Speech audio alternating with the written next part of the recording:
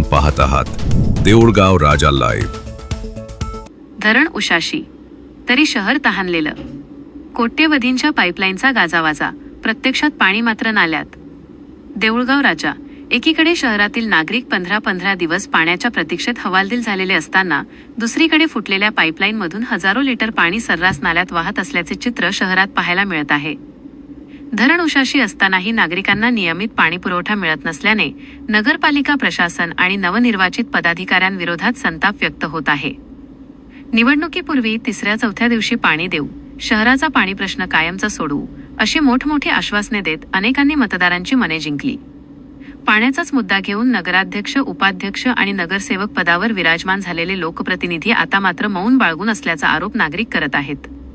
शहरासाठी कोट्यवधी रुपयांची नवीन पाईपलाईन मंजूर झाली, कामेही झाली, मात्र प्रत्यक्षात अनेक ठिकाणी रस्ते खोदून ठेवले गेले असून पाईपलाईनमधून होणारी गळती अजूनही थांबलेली नाही. नवीन रस्ते उखडले गेले, पण नागरिकांना पाण्याचा थेंबही नियमित मिळाला नाही अशी परिस्थिती निर्माण झाली आहे.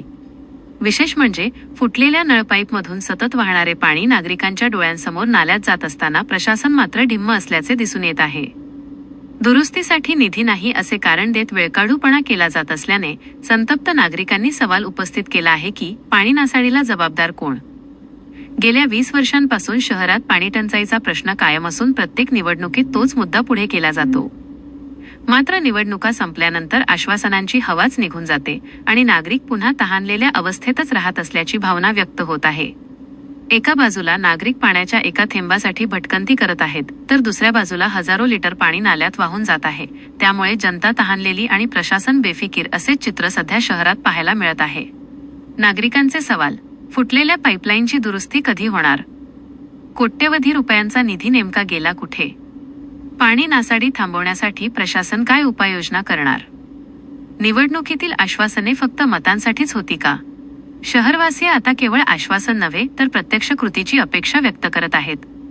देऊळगाव राजा लाईव्हसाठी प्रशांत पंडित.